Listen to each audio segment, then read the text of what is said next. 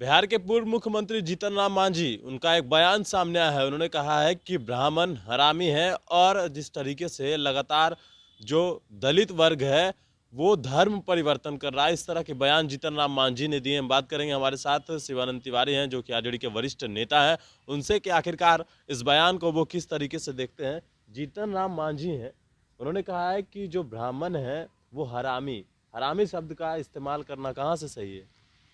देखिए, शब्द पर आप एतराज कर सकते हैं।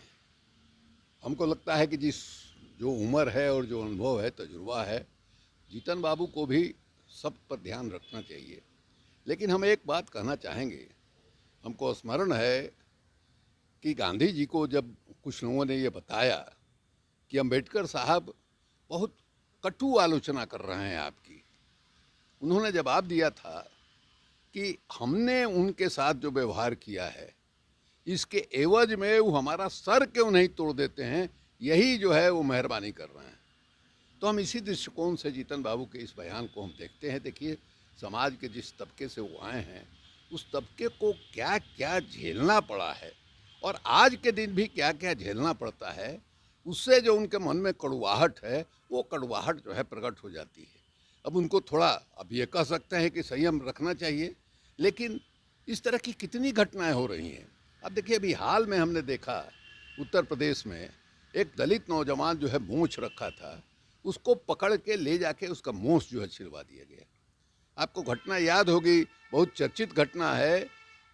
गुजरात में एक नौजवान वो घोड़ा का पाल लिया था, उस पर बैठता था, मूंछ पर ताव देता था। उसकी भी हत्या हो गई, घोड़े की भी हत्या हो गई। इस तरह की घटनाएं हो रही हैं। आप देखिएगा, अभी कुछ दिन पहले बहुत चर्चित हुआ था रोहित वेमुला का, माने उसने आत्महत्या किया। आप माने इस तरह की घटनाएं हो रही थी। आपको एम्स में एक दलित नौजवान जो है, जो आरक्षण के कोटे से गया था, उसने सुसाइड किया। उस पर भारत सरकार ने एक आयोग बैठाया, थोराट कमीशन बैठा, और उन्हें बताया कि किस तरह से जात के आधार पर, खास करके जो आरक्षित वर्ग से जाने वाले लोग हैं, जात के आधार पर या भाषा अंग्रेजी नहीं बोल पाते हैं, इसके आधार पर उन पर इस ढंग से उनका उत्पीड़न होता है कि कोई कोई उसमें से आत्महत्या कर लेता है। ये स्थिति है। इसलिए जीतन राम मांझी जो कह रहे हैं, उसको माने वो भी संयम रखें और बाकी लोगों को भी ध्यान में रखना चाहिए। क्यों इस तरह की बात लोग कर रहे हैं? अभी अलग बात है कि जो दलित समाज है उसमें भी जातीयता है।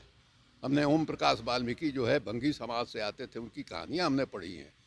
या आप जो है वेलफेयर हॉस्टल में आप चले जाइए, एक अखबार में हमने सर्वेक्षण देखा था कि किस तरह से दलितों में जो मजबूत जाति के लोग हैं, वो वेलफेयर हॉस्टल में बढ़िया बढ़िया कमरा लेके रखते हैं, और 4 बेड का, 5 बेड का है, उसमें 2 ही बेड पर ऑक्युपाइड हैं। लेकिन अगर जीतन राम मांझी के बिरादरी का कोई लड़का वहाँ चला जाए या ओम प्रकाश वाल्मीकि के बिरादरी का लड़का वहाँ चला जाए तो उसको जगह नहीं मिलती। वहाँ भी भेदभाव है। इसलिए हमको लगता है कि इस व्यापक नज़रिए से इस चीज़ को देखना चाहिए और जीतन बाबू को भी आगे सावधानी रखनी चाहिए। एक सवाल ये है कि जिस तरीके से आज उन्होंने ब्राह्मण को गाली दिया या सत्यनारायण स्वामी की पूजा नहीं हो, इस तरह की बातें कही, इससे पहले भी उन्होंने कहा है कि राम कहाँ है, राम का तो कोई जिक्र ही नहीं है। तो कहने के लिए अधिकार है ना भाई।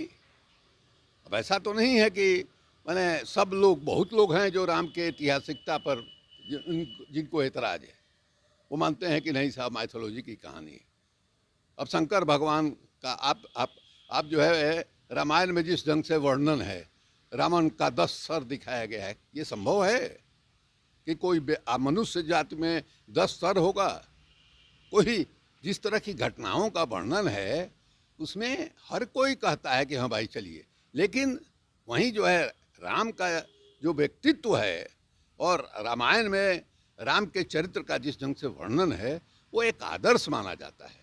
उनको मर्यादा पुरुषोत्तम की संज्ञा दी गई है और बहुत लोग उस माने व्यक्तित्व से समाज को अनुशासित करने की कोशिश करते हैं।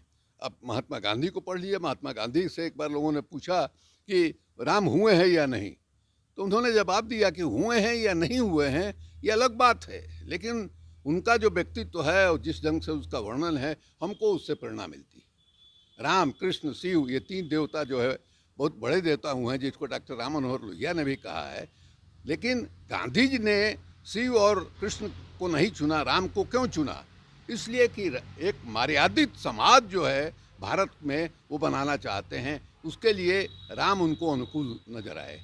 तो इसलिए ये कोई कहता है कि साहब रामायण की कथा जो है वो पौराणिक कथा है, राम कोई ऐतिहासिक पुरुष नहीं है, उसको कहने का अधिकार है भाई। उस पर कैसे आप